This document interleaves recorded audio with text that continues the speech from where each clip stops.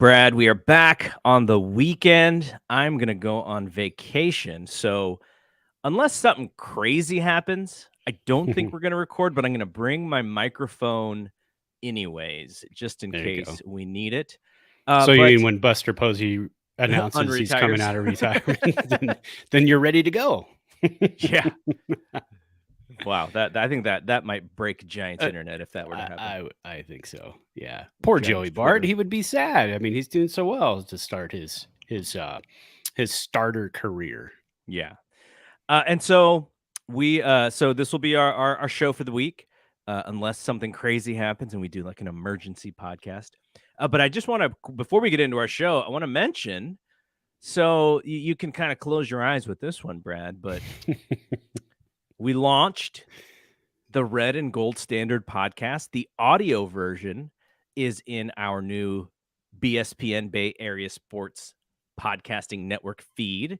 Matt, I think it's like look at all the L's in Matt's last name. That's Llewellyn. That's Llewellyn. Llewellyn. Yeah. I've seen that before. And Zach Hernandez, lots of L's and N's and Y's. Zach Hernandez as well. He's kind of the guy who runs the 49ers Hive. So great to be working with these guys. They already have their first episode, which it was a little bit delayed on our end. I think they recorded Monday and we didn't get it up until Thursday, but it is in the feed now, in our podcast feed, audio only. So they won't be on the YouTube channel if you are watching us on YouTube. And then tonight, after game one of the 2020 playoffs for the Warriors, we are introducing the death lineup. People remember Hot Take Bry. Yes. And he is he's joining me on episode 1, and we're going to have a mix of characters on that show, but we'll be up probably about an hour and a half after the end of the game, and we'll be talking about Warriors. So that will also be in this podcast feed. The death lineup talking about the Warriors. We'll try to record a couple of times a week, I hope. But with me being on vacation, I may just have to have Hot Take Bry lead the way with episode 2 during the week, because the Warriors play Saturday, so they play tonight. They play Monday, and then they play Thursday, I believe. So that's for, and then I'll be back on Sunday to do anything that is necessary. Okay, they play Denver in the first round, correct? And tough matchup. If Steph Curry is healthy, I think they'll be okay. I mean, Denver has the MVP and Nikola Jokic, so it's always going to be tough with him. But their cast of characters, the surrounding characters for Jokic is not fantastic because two of their best players are injured. So, all right, so let's hit the intro music, then we'll be back with the meat of the show. Bedrosian throws to Sandberg, and the pitch is grounded to second base. Thompson has it, throws to first. It's over. 27 years of waiting have come to an end. The Giants have won the pennant.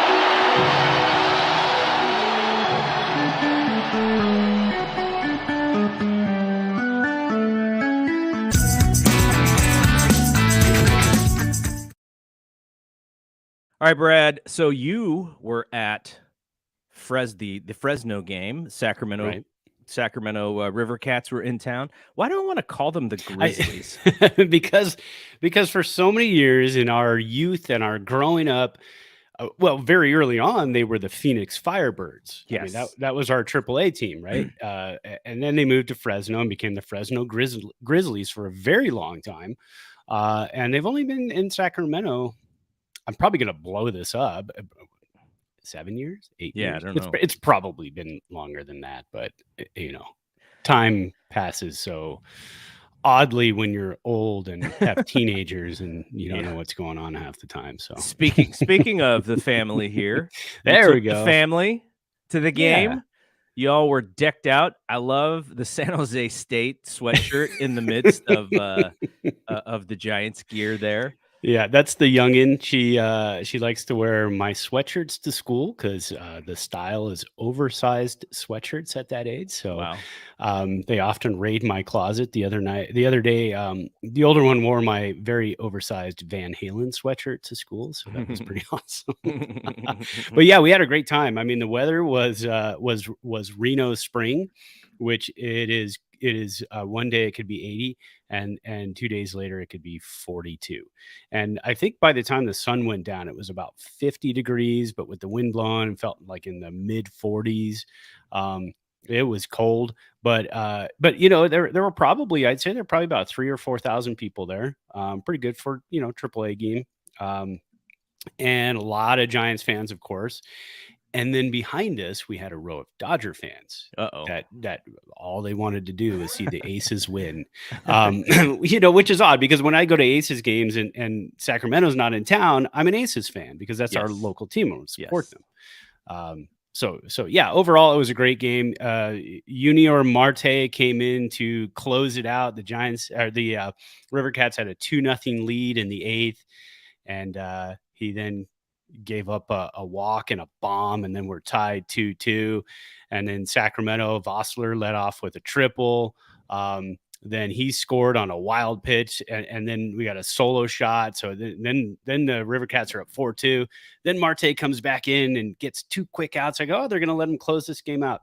Solo shot. Now it's 4-3 River Cats, and they brought in. Oh, I texted you who they brought in, but it's not anybody I recognize because I'm Joey Luciano.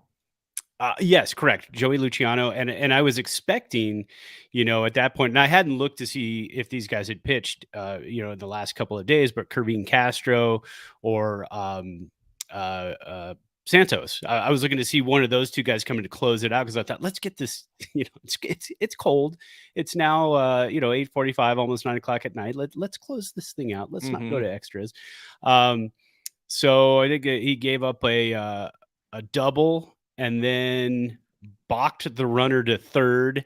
And I'm thinking, we got 2 outs. Come on, man.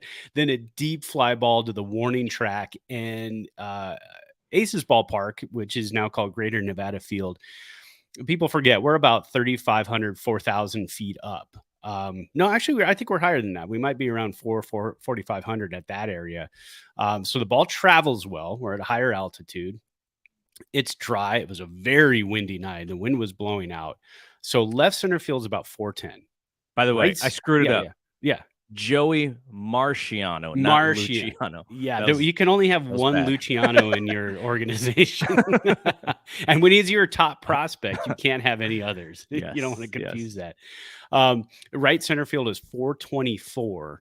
And so it's a big yard, but it plays like just a regular yard because of how high it is and how much wind we have and how dry it is, especially during the summer. We're like 7% humidity. So the ball flies at this ballpark. So the last batter of the game hit one deep to left center field, and it was caught on the track at probably like 415, 417. Any other ballpark and that ball is gone. But and that ended the game. So the River Cats won 4-3. The amazing Tyler was there. So if you've ever been to minor league games, it's so fun. The amazing Tyler was there. He balances things on his face. He balanced like a 10-foot ladder on his chin. He was going around to different sections and saying, hey, give me your beer, and then give me your water bottle. And he put the water bottle on his chin and the beer on top of it, and he would balance it. I mean, it was fun. It's minor league baseball. It's a lot of fun. And we're going back next weekend because the young one that you saw there in the San Jose State sweatshirt, her choir next Saturday is going to be singing the national anthem. So we're going to that. Oh, wow. Yeah. That's awesome. So, yeah. It's going to be pretty fun. Okay. So show a couple other photos that you took from the game. So nice little scenery here. Yeah. You see those dark clouds kind of getting up there. Right. You see Circus over there in the far right. If you've ever been to Reno, you probably lost money at the Circus. Do you know how much time I spent at Circus as a child? I could imagine. And then when you came up here for your basketball tournaments for your boys, I mean, you guys kind of stayed in that area too. Yeah. Then you got Harrah's off there to the left. So really, I didn't take any pictures of when the sun goes down. I'm sure the kids did, but you get all the casino lights and everything. So it was fun, but you could see people in the crowd. It was cold. It was a chilly night. And you wanted to show Yeah. the height of one Sean Jelly there. Just looking like a basketball player amongst some baseball players there. Yeah, as soon as they walked out of the bullpen at the beginning of the game, these are the starters. They started heading towards the dugout, and I was like, "Oh my god, there's Sean Jelly, and there's his dirty mustache, but there he is." All right, so let's talk about it's what everyone's talking about, which is these unwritten rules. So we recorded Tuesday night. Right. Which bled into the game Tuesday night, and I didn't check in to the game until late, and this is how long this game was. So my DVR it's a Hulu DVR, so it's pretty smart, right? It knows it's like I'm just not recording a specific time; I'm just recording the whole thing. And this even outlasted the Hulu DVR. I got cut off in the 7th inning. That's how long this game was. So we were all texting sort of back and forth. I didn't even know really any of the craziness. The Giants take a giant lead. Yu Darvish did not pitch well. You nicely called it on our show that he's going to dominate, and then reverse jinxed him, and boom, we got to him. So there you go. It's 8-1. Giants are just doing everything correctly offensively. And Steven Duggar steals second base. This is the 2nd inning of the game. And that kind of frustrated Los Padres there. So much so that their bench coach yelled at the team, very frustrated. You saw Matt Williams' eyeballs bulging out of his head sitting there in the dugout. He was none too happy. And so at some point in between maybe the 2nd or the 3rd inning, I believe, Mike Shildt came over to the Giants dugout. And according to Andrew Baggerly, he believes that Shildt was actually looking for Alex Wood because they have a history together going back to, I believe, like to Wood's teenage years or something like that.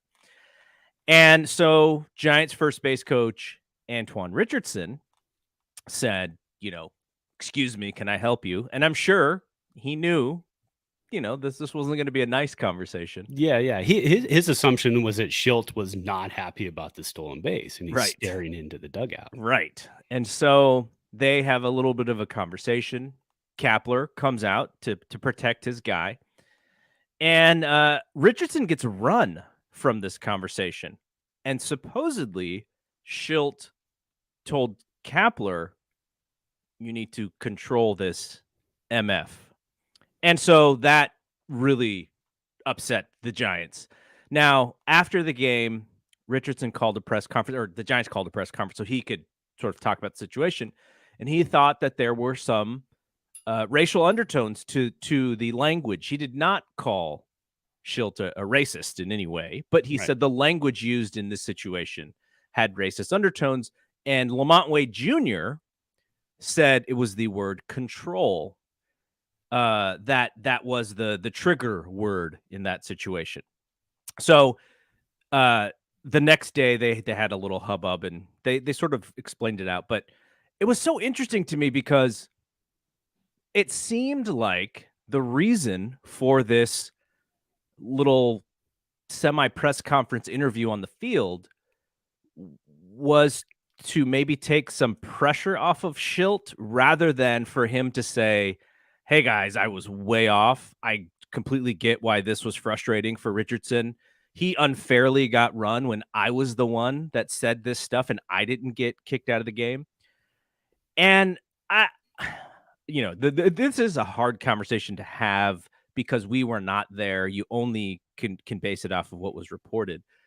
But it was almost like Richardson had to be a little bit apologetic for his words that night, which was his feeling, and which I believe is the Giants' feeling on the situation. Like Lamont Wade backed him up, and Kapler backed him up. I don't know. Did the way that was handled rub you the wrong way at all? I don't know. When I saw them do, on the field, talking it out and hugging, I thought, oh, cool. It's over. They talked about it. It's all good. But then the press conference, it I do agree with you that it kind of seemed a little bit more like, hey, let's not pile on Schilt Yeah. at this point. Let's just say here's what happened. I like that they clarified exactly what happened.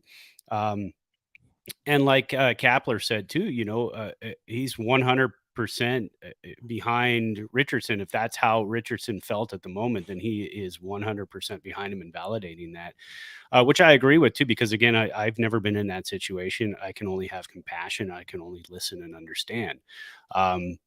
That's my job as a human being to do that for everybody else. And that's, I think, everybody else's job as a human being as well, to listen, be compassionate. We do react sometimes, fiery, especially, you're in a baseball game, you're on the field, and you're reacting to things that are happening in the heat of competition. And I 100% agree that Schilt also is not a racist and didn't mean it, racially. He probably meant it more as, Kapler, you're the manager, and this guy's yelling at me. Do something about it. But again, you don't have to go about it that way. You can speak to the guy who's standing right in front of you, and have words with him. But yeah, I thought, the press conference, I thought it could have been Schilt a little bit more, saying, look, it was stupid what happened. For him to get thrown out of the game, for me getting fiery and using some words, that was dumb. That should not have happened. And I was kind of hoping a little bit more that they were kind of take some shots at MLB and say, what are the umpires doing? Because again, the umpire statement that came out afterwards was pretty much, we didn't know what was going on. We saw, coach come out and we asked him to get back and he didn't, and we threw him out. Well, again, you said you didn't know what was going on. Yes. And stop and get some information. Because of the way that they handle stuff like this, the umpires would not discuss kicking him out of the game. Right. You had to go to the MLB to get that information, and Baggerly did. And the MLB basically said it was because Richardson kind of walked towards the confrontation again, which is the reason why he got kicked out. Yeah, but again, you got an umpire standing right there. If Joey Votto gets plunked in the head last night, and he's walking towards first base and he's yelling at the Dodgers pitcher, well, he doesn't get thrown out, right? Even though the umpires are walking and standing in between. No, because they're players. Well, treat the coaches like players. It's the same thing. They're all on the field. It's a game. They're all a part of the game. So I think the umpires mishandled that as well. It probably could have been taken care of right there on the field, discussed briefly and been done with. But, I thought all around it, again, in the heat of the competition, the heat of the moment, it's hard to say exactly how it's going to go, but I think afterwards, I still think it was handled, very well. And I'm not sure it could have been handled a whole lot better. I thought it was taken care of. And again, it teaches us again, there's compassion. We need to have compassion. We need to listen. We need to choose our words wisely. And again, I saw some stuff on Twitter, political this and political. It's not political. It's humanity. Yeah. We are, we're here to get along. We're here to, show compassion for each other and love. There's not enough of that going on. Anyways, I'm a hippie, so it's all good. So, that's how I feel about that. The one positive thing that comes out of this moment is that Alyssa Nakken comes out to coach first base. And is she the first woman to ever be an on-the-field coach in a Major League Baseball game? She is, yeah. Because you have the manager for the New York Yankees and the New York Yankees organization. She is a manager, which is awesome. I send all this stuff to my girls. You saw, see pictures of the girls. I send all this stuff to the girls like the next day because they're, they don't sit around and watch baseball with me a whole lot. They do. When we're at baseball games, they ask me questions, which is great. So they're asking last night, like the balk, why did that happen? So I explain it.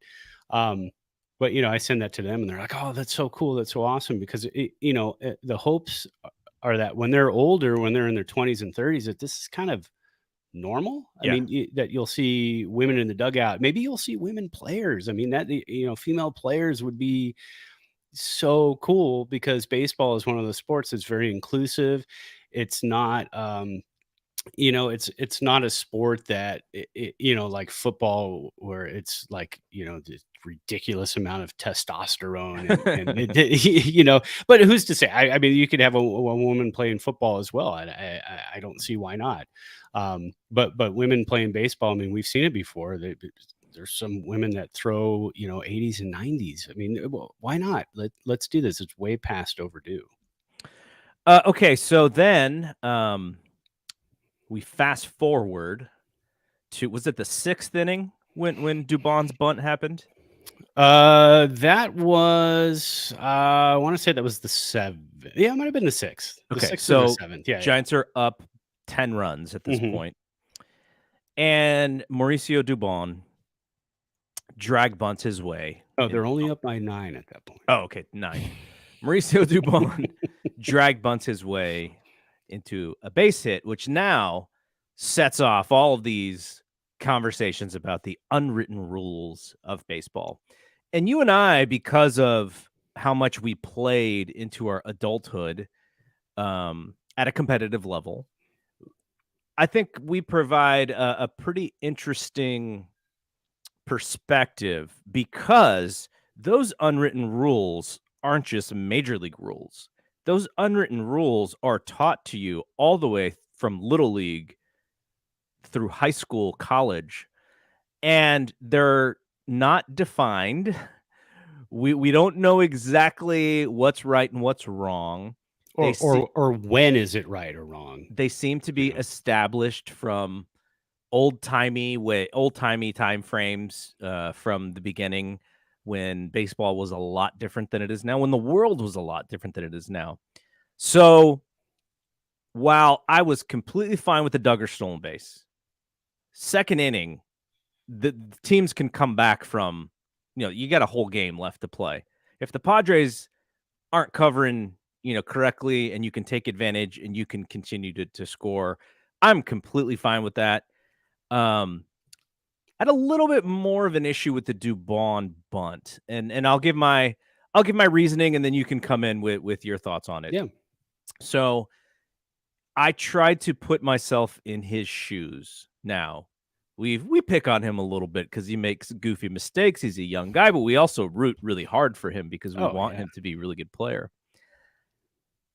To me, when you're up by that much in the 6th inning, the goal is, okay, I don't have to worry about the strategy of this game right now. I kind of get to worry about me. I get to figure out, okay, what does my box, what does my box score look like today? I want to get a hit. I want to hit the ball hard. I want to join the parade of my team bashing the ball around the yard. And so in that situation, what I'm trying to do, I'm probably trying to go yard. I'm probably not really caring that much if I strike out that late in the game, because, I trust that we're going to win. I'm not going to be irresponsible in any way, but I want to hit the ball hard because I want to join in what's going on. And when he did the drag bunt, you'll hear the term, as we're growing up, people would say, oh, that's Bush League. Oh, that's Bush League. We heard that a lot growing up. Yeah. What does Bush League mean? I don't I even heard know that 3 times at the game last night. I don't even know what I literally don't know what the definition or where that reference comes from. But with him, like, I wish he would have gone up there and taken 3 big cuts more so than drop a drag bunt to beat it out. Now, there are some people on the side of it saying, well, he needs to get a hit too. This stuff counts because, it counts in what his average looks like. It counts, as far as if the Giants are going to keep him up or not. Like, he's got to have some positive things. I think it would have been even better if he doubles into the gap and, and sits on second base with a hit. I'm not, maybe he's not that confident in his swing right now, and that was the reason. I don't think that they called that. I think that was all on him, but they backed him up, even though maybe he may have told Hosmer differently based on what was reported. So to me, I'd rather see him swing away. I'd rather see him be confident in that and not have to drop the drag bunt, because the team that you are playing against, not to say that they had given up, but soon thereafter we saw Will Myers come in and pitch. So they were close to kind of going like, okay, we're not going to waste our bullpen. And Cap's whole thing was, well, we want to tax their bullpen. Well, they didn't allow you to, because they took out all their pitchers. Right. But that's I did have an issue with that, and I hope that we can sort of get some definition. We can clean up, what is sort of the way that thing is supposed to be played. Yeah, that was a tough one. So again, the steal in the second, it's a 7-0 ball game. You steal second base. You're in the second inning, for crying out loud. Yep. The game is far from over, especially nowadays. Everybody has a DH. The game is far from over.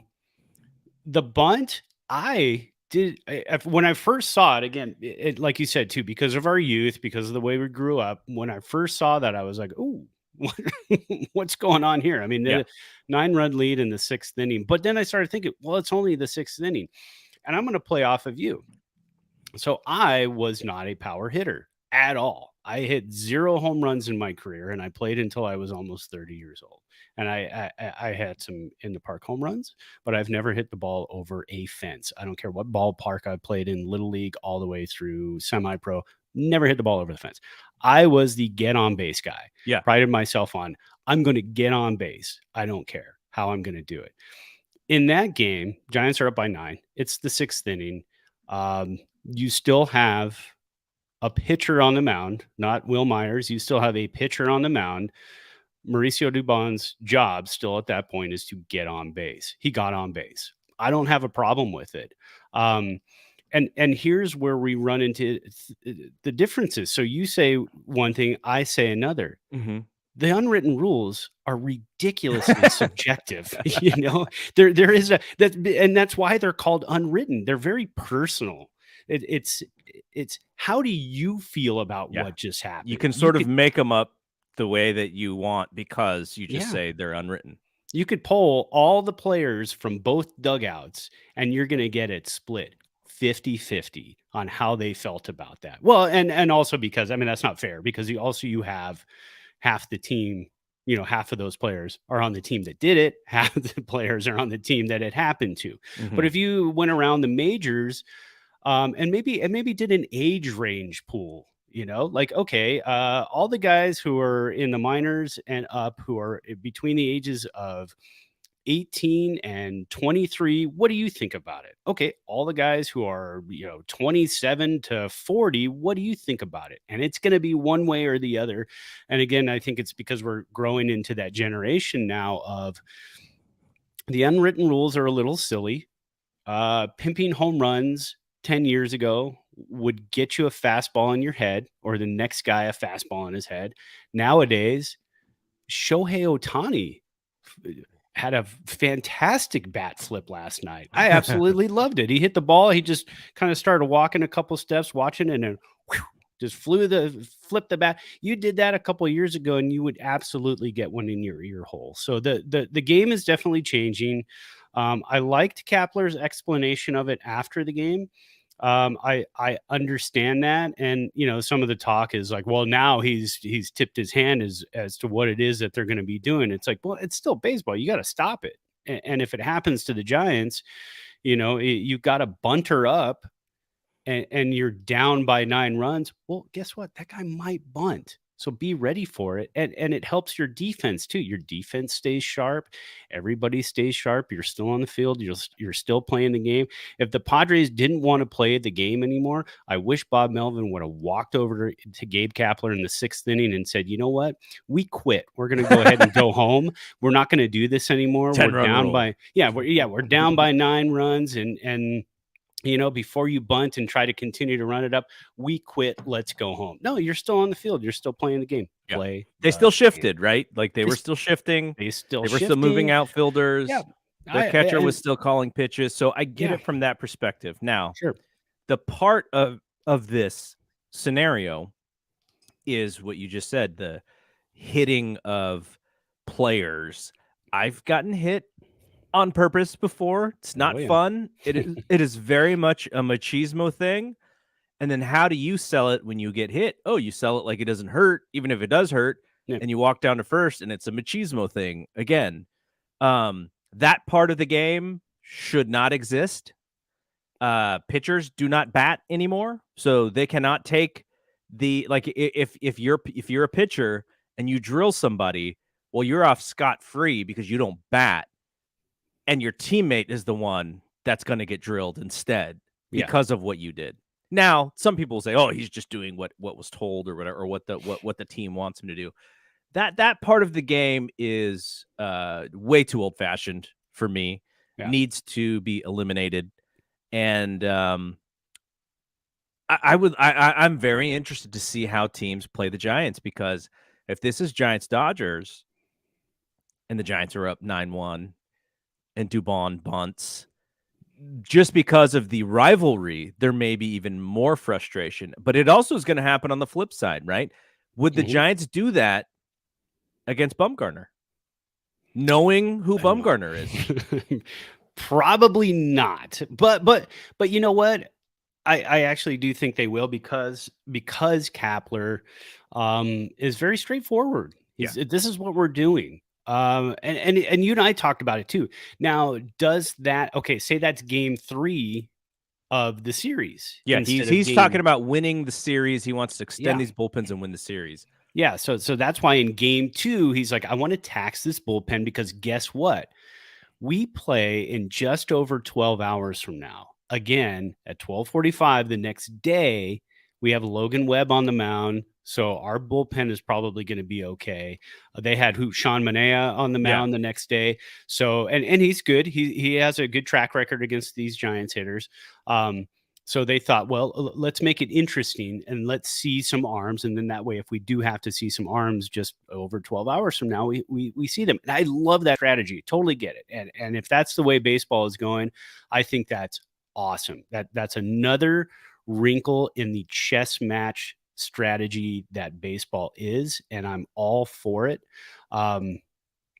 And I lost my train of thought. I don't even know where I was going with that. So if it was the last game of the series, right? So now let's say it's the last game of the series. Do you do that? Well, maybe, because again, what if the Padres are in first place and the Giants are in second place, and the Padres are going to a team that's in first place in the NL Central? Let's say the Cardinals. Let's say they're going there next for a tough matchup to St. Louis the next day. Well, maybe they send them there with less bullpen arms, because the Giants are just 2 games behind them and they're trying to catch them. Again, more chess match playing, and I love it. And so maybe things like that start to happen more often, and I think that's pretty awesome. Yeah, I that's the question I wanted someone to ask. Yeah. If this was the 3rd game of the series instead of the 2nd game of the series, do you play that differently? Because I want to hear what his answer is. Yeah, and I think he's probably he would probably say it's situational, and in that situation, that was the perfect time to do it, because Darvish did he even get out of the 2nd inning? I'm not even sure. I think he made it to the 3rd and didn't get out of the 3rd inning. But in that situation, you have a chance to see a lot of arms, and finally Bob Melvin goes, "Here's Will Myers," and then Jock Peterson gets his first home run of the season off Will Myers. A balloon shot. That thing just goes way up in the air and comes down and barely clears the fence. Okay, so that's something we're going to keep an eye on. Giants Padres. Both teams are expecting to be good, and there could be some frustration down the way.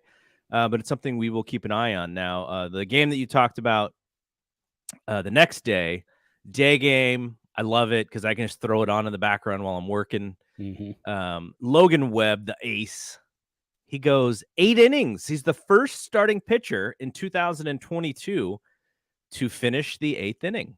That's kind of amazing. We're a week and a half into the season. He was dealing that day. I mean, that was a fun one too, because again, I have it on in the other room. I could see it from my work desk, so I'm doing my editing, I'm doing all this stuff, and I'm watching the game. And man, he was just dealing. It was one of those games that was going so fast too. Mm-hmm. That there were times like I would concentrate on work and I look back and I'm like, we're already like another half inning deeper into this game. And Luke Sunshine Luke Williams with the double to drive in Yes. the 2 runs, the only 2 runs that the Giants needed of the day. Only way they scored. Yeah. And then Doval with the tightrope 9th inning that we're starting to see a little bit more of. I was looking at save opportunities so far at this point of the season. The Giants are 5-2. Doval has had 3 save opportunities, and the only other one that has had a save opportunity is Dominic Leone. Yes. And that's because most of the Giants pitchers were taxed that day. I think that was the Elliot Ramos debut game, right? That's where he got that was the Sunday Marlins game, I think. Yeah, so that was the only other save opportunity by somebody, and he converted it. So so if there's any question, I think we're seeing Camilo Doval as the closer very early on this season. All right, so they win that game, and then the Giants have not played in Cleveland since 2008. That's crazy. I think it was, gosh, who was on the broadcast? I was listening to it. I forget who. It was Fleming and Estes. Yeah, it was Dave. It was Dave Fleming. He was on the radio broadcast, and he said that the last time that the Giants were in Cleveland, Sergio Romo made his major league debut. And what did I text you the other night? Sergio Romo, like 2 nights ago, just got his 800th appearance. Insane. Insane. That is crazy. He's been around for a really long time. Missed that guy, though. I'd love to see him come back at some point. Yeah. So last night, the Giants beat the Guardians. I didn't screw it up. I didn't call them the Indians. I would have called them the Indians because I always forget. Yeah.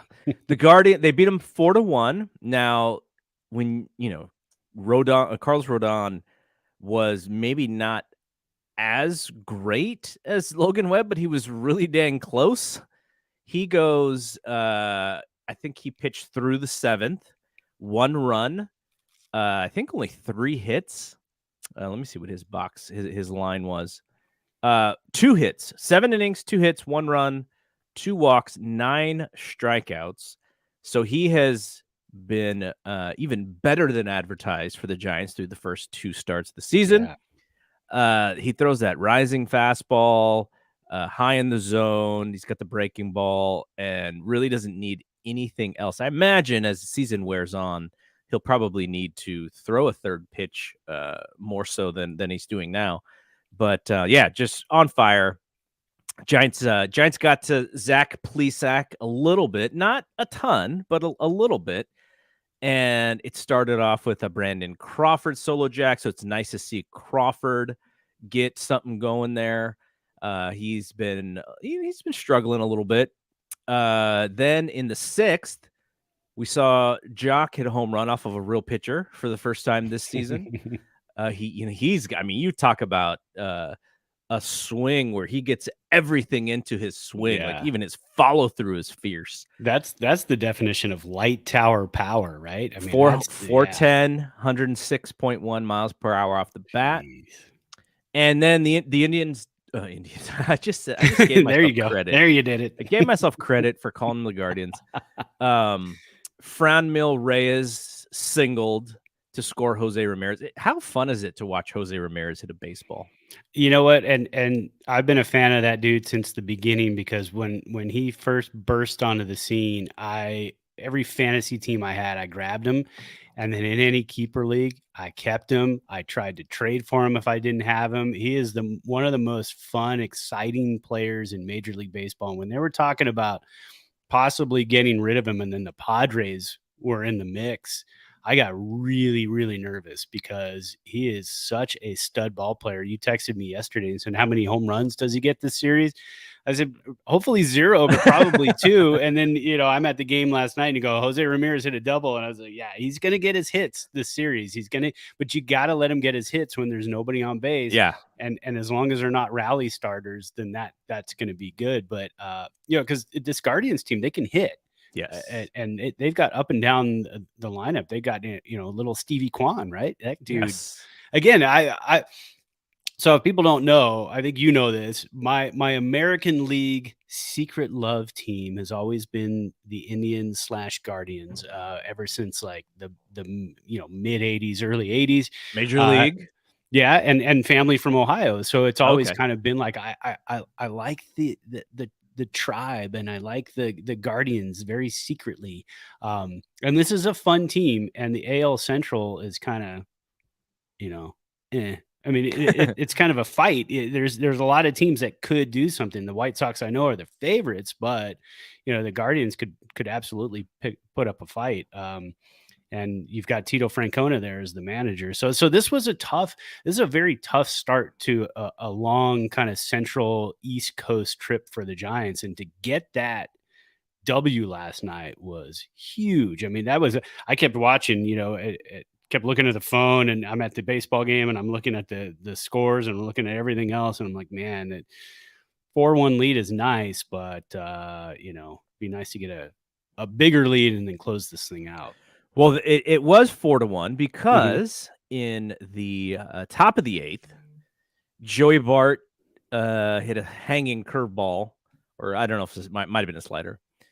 And it at first I thought it was off the wall, but when they looked at the replay, it hit the I guess the yellow line, which is a home run. He crushes it, 109.3 exit velocity.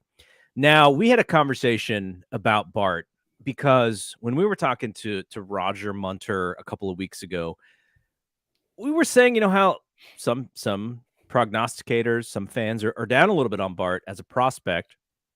And one of the reasons is because kind of the book on him is you don't really have to throw him a strike because he's going to chase. And we saw that a lot in the Padres series.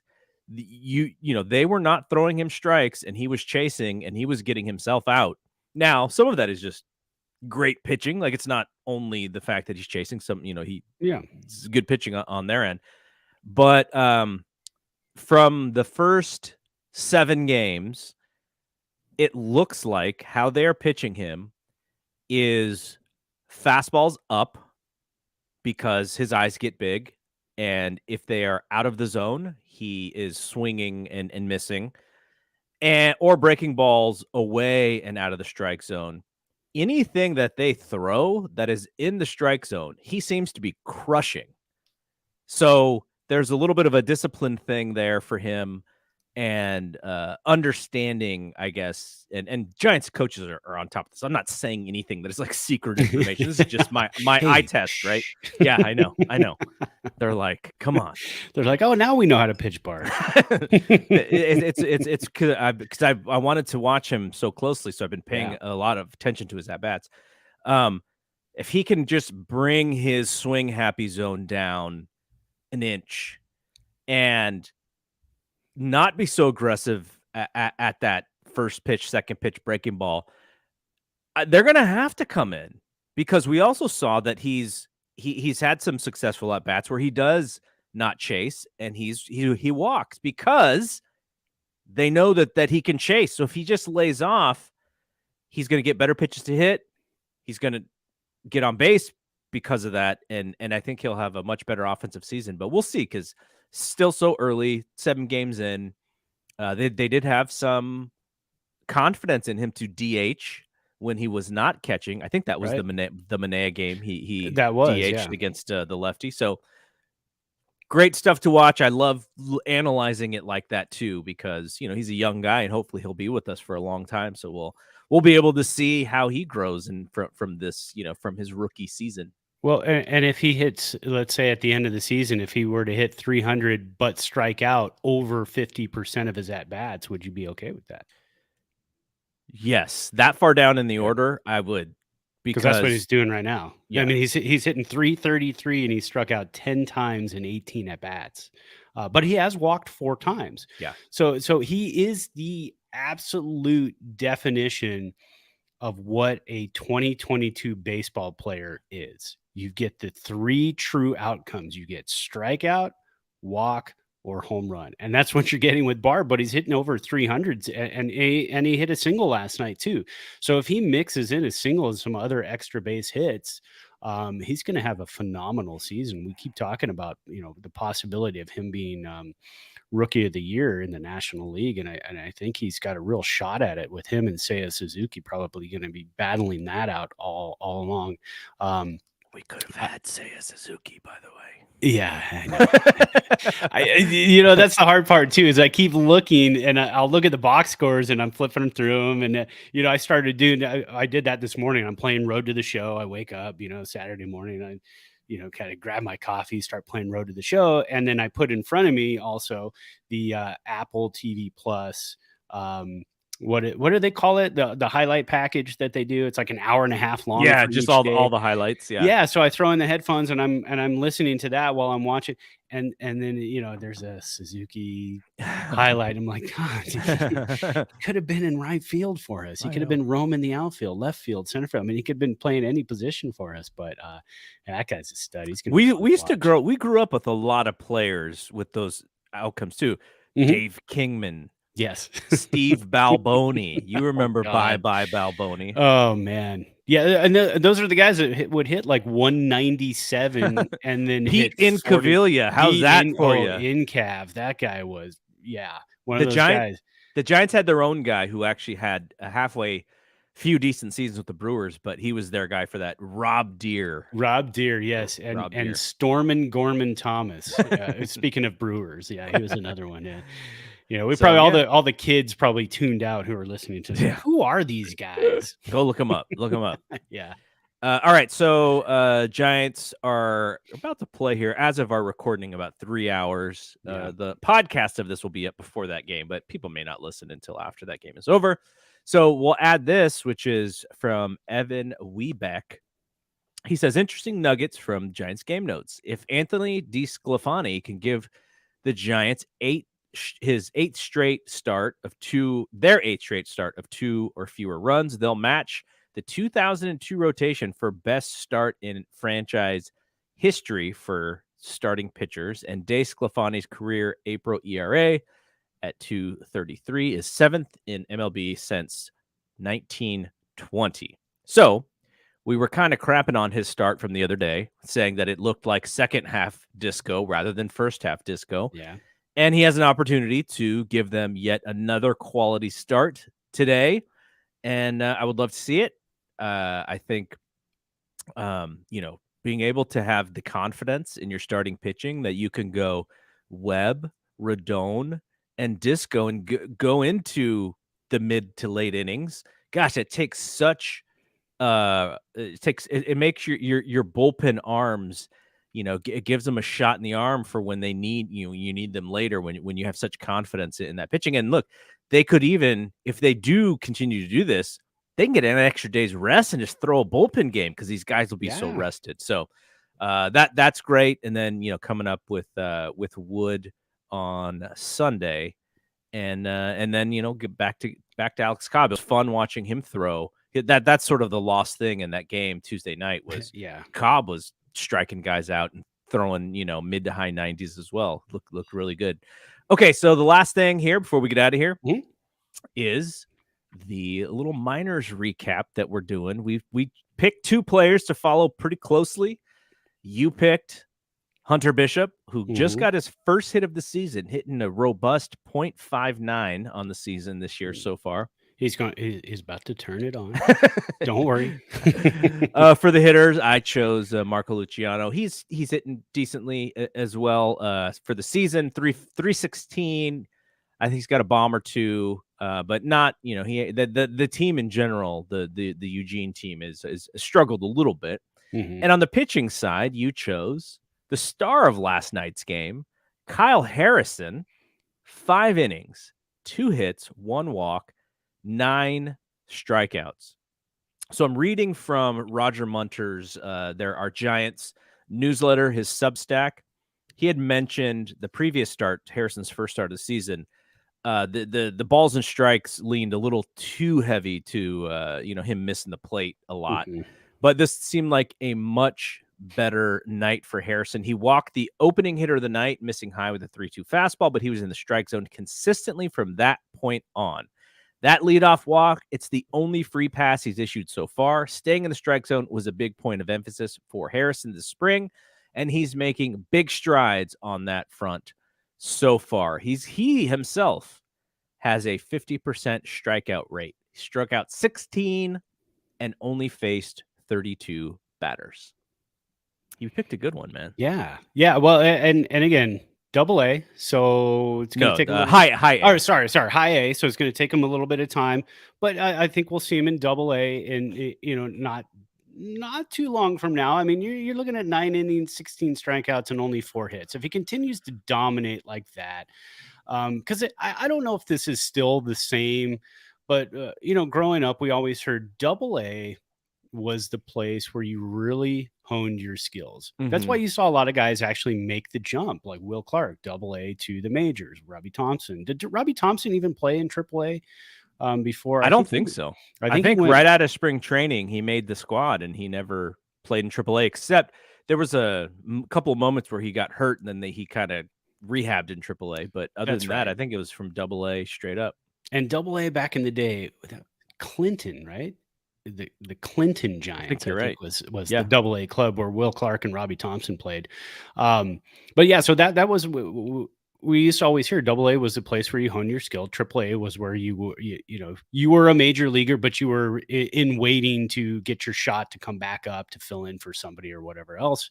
But double A, if you were a prospect and you excelled in double A, you were definitely going to be something. It wasn't necessarily that you had to move up to triple A to prove yourself at that point.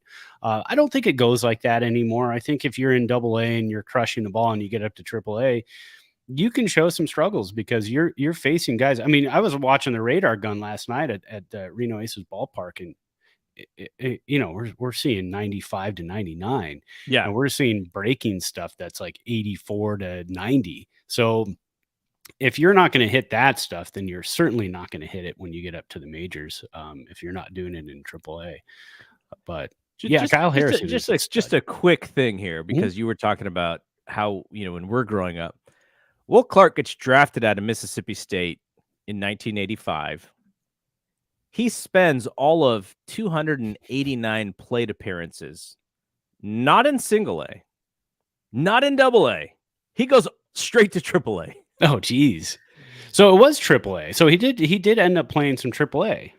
He in late 85, he had almost 300 at bats in AAA. Okay. 10 jacks, 48 RBIs, 309 batting average, 458 on base, 512 slugging. Jeez. And the only other time he played in the minors was in 86. I think he was rehabbing an injury and he went to Phoenix for like 6 games.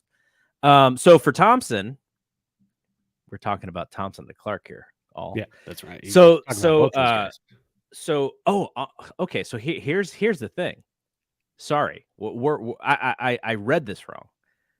In 1985, Fresno was A ball, so Will went from A ball to the majors.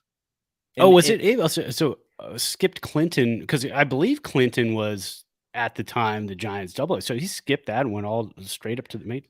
So Fresno single A, Phoenix triple A.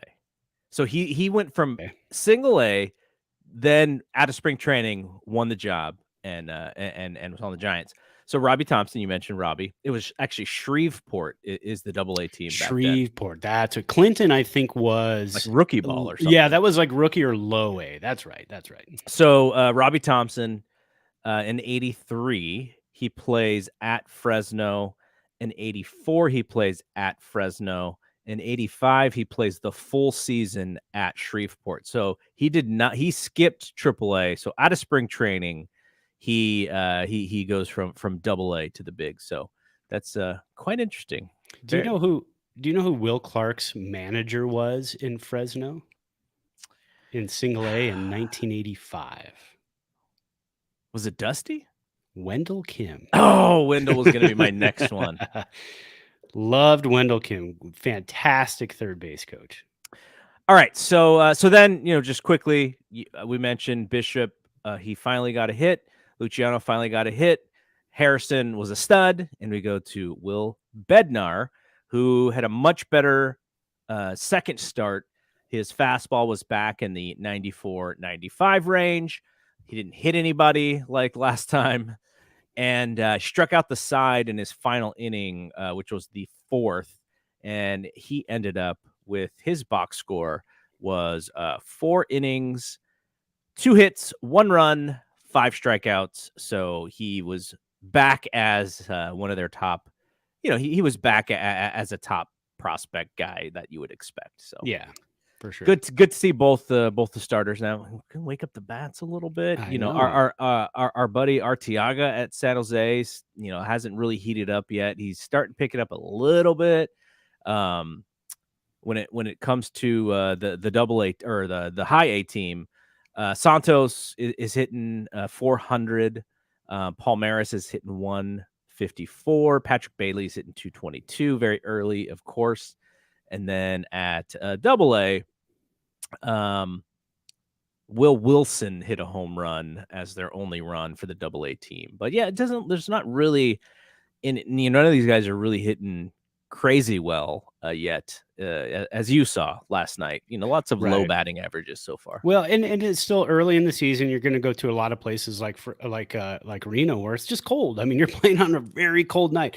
Today, I don't know if you can see in the background, it is windy as hell again today, and it's a 4:00 start, and the wind is supposed to get worse as the day goes on.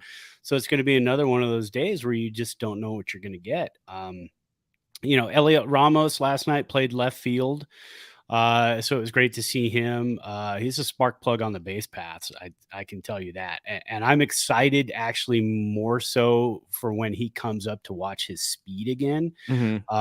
Scoring on that double from first base was just so much fun to watch when he was up with the Giants. And then last night, he hit a rocket up the middle for a base hit and was at first base. They threw over a couple of times, and as soon as he jumped back up and they threw the ball back to the pitcher, he jumped off the base 2 or 3 big, huge leap hops and got out there. I always hated facing guys like that. Yeah, and that was me. I loved being on the base paths, getting on base, being a spark plug, jumping around, fiery, because, when I played, I was only like 170 pounds at 5'8", so I could easily move around. And it was fun. And he tracked down a couple of deep fly balls in left field, left center field last night. Again, like I said, very big ballpark. So it was fun to watch him, scoot around and do his thing. And Archimedes Gamboa had. I was going to ask you about him. You finally got to see him. He got the biggest ovation from me after he got his base hit than anybody else in the ballpark. I was very excited. The Archimedes Gamboa podcast. Maybe we'll change the name from Thompson and Clark to Archimedes Gamboa podcast. All right, so we are done. Like I said, this is going to be our show for the full week unless something crazy happens. But it's, good stuff. For Brad, I'm Double G. We'll see you when we see you. Peace out. Peace.